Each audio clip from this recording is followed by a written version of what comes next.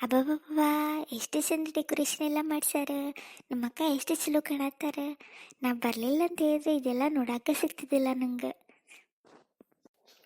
ಅಕ್ಕ ಅಕ್ಕ ಅಕ್ಕ ಅಕ್ಕ ಎಕ್ಸ್ಕ್ಯೂಸ್ ಮೀ ಮೇಡಮ್ ಅವರೇ, ನೀವು ಯಾರ್ರಿ?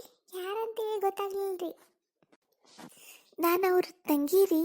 ಒಬ್ರ ತಂಗಿ ಅದೀನ್ರಿ. ಭಾಳ ದೂರ್ಲಿಂತ್ರ ಬಂದೇನ್ರಿ. ಏನು, ನೀವು ನನ್ನ ಫ್ರೆಂಡದ ತಂಗಿ? ಅಯ್ಯೋ, ಎಂಥ ತಂಗಿ ಇದ್ರಿ ನೀವು. ಹಾಂ, ನಿಮ್ಮ ಅಕ್ಕ ನೋಡಿದ್ರೆ ಎಷ್ಟು ಚಂದದಾಳೆ. ನೀವು ನೋಡ್ರಿ ಎಂಥ ಬಡ ಕುಟುಂಬಲಿಂದ ಬಂದಿರೋ ಏನೋ.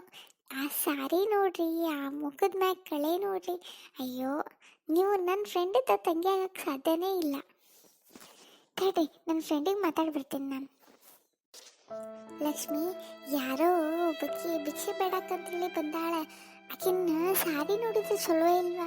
ಆಕಿ ಬಂದು ನಾನು ನಿನ್ನ ತಂಗಿ ಅಂತೇಳಿ ಹೇಳತ್ತಾಳ. ನಂಗಂತೂ ಏನೂ ಅರ್ಥ ಆಗತ್ತಿಲ್ಲ. ನಾನು ನಿಂಗೆ ಹೇಳ್ಬರ್ತೀನಿ ಅಂತೇಳಿ ಬಂದೀನಿ ನೋಡುವ. ಆಕಿ ನಿನ್ನ ತಂಗಿ ಏನು? ಅಯ್ಯೋ, ನನ್ನ ತಂಗಿ ಹಿಂಗೆ ಯಾರು ಏನೂ ಇಲ್ವಾ? ಆ ಥರ ಏನು ಹೇಳಬೇಡ. ಈಗ ಊಟ ಮಾಡ್ಸೇವಲ್ಲ, ಅದಕ್ಕೆ ಬಂದಿರ್ತಾರ ಹೋಗ್ತಾ ಇರ್ತಾರ. ಅದ್ರ ಬಗ್ಗೆ ತಲೆ ತಿರ್ಕೋಬೇಡ, ಓಕೆ? ತಗೋ, ನಿಮ್ಮ ಮಗು ಹಿಡಿ ಒಂದು ಸ್ವಲ್ಪ, ನಾನು ನೋಡಿ ಮಾತಾಡ್ಬರ್ತೀನಿ.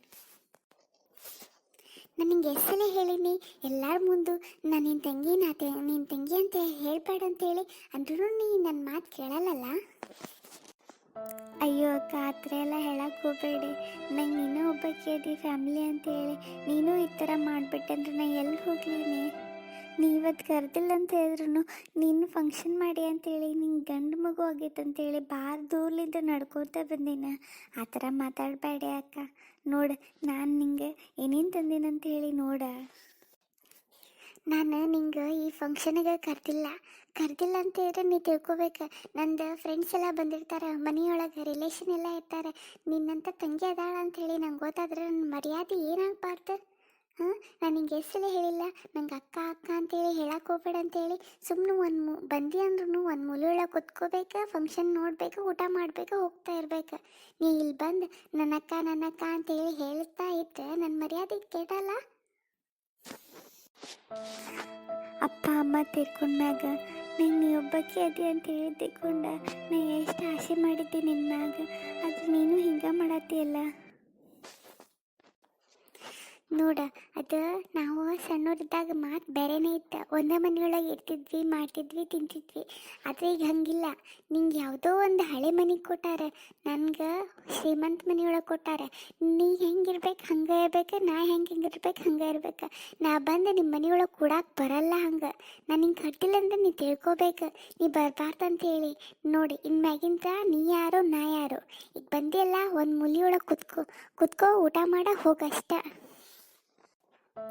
ಅಕ್ಕ ನಂಗೆ ಮಗು ನೋಡ್ಬೇಕಂತೇಳಿ ಆಸೆ ಐತೆ.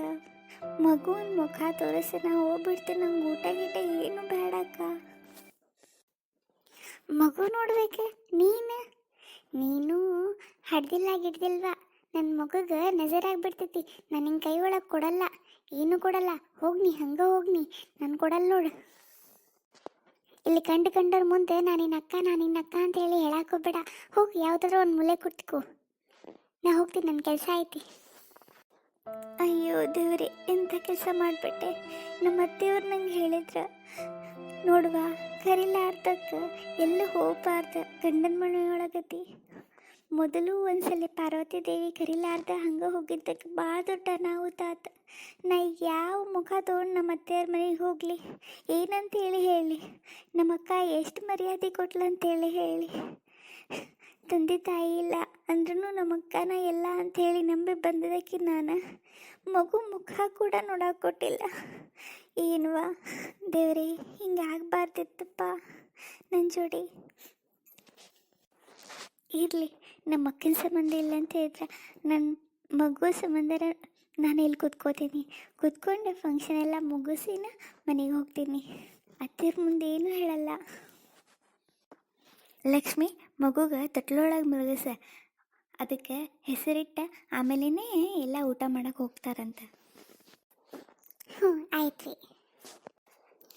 ಬಂಗಾರದ ತೊಟ್ಟೇಲ ಬೆಳ್ಳಿಯ ಹಿಡಿ ಹಾಕ, ಬಂಗಾರದ ತೊಟ್ಟೇಲ ಬೆಳ್ಳಿಯ ಹಿಡಿ ಹಾಕ, ಚಂದಾಗಿ ತೋಗೇರೆ ವಿಜಯ ಮಾಂತೇಶಂಗ ಚಂದಾಗಿ ತೋಗೇರೆ ವಿಜಯ ಮಾಂತೇಶಂಗ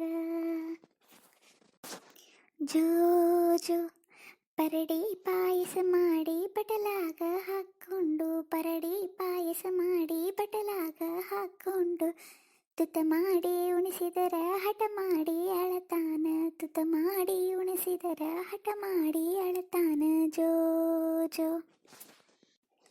ಗಣಪತಿ ಗಣರಾಯ ಬೇಡುವೆ ತಂದೆ ನಾಗಭೂಷಣ ನೀನು ವಿದ್ಯಕ ತಂದೆ ಇಂಥ ಬಡವಂದು ಬೇಡಿ ನೀನ ನಿನ್ನ ಮುಂದ ಜೋ ಜೋ ಜೋ ಜೋ ಎನ್ನ ಪಾರ್ವತಿ ಕಂದ ಜೋ ಜೋ ಜೋ ಜೋ ಎನ್ನ ಪಾರ್ವತಿ ಕಂದ ಜೋ ಜೋ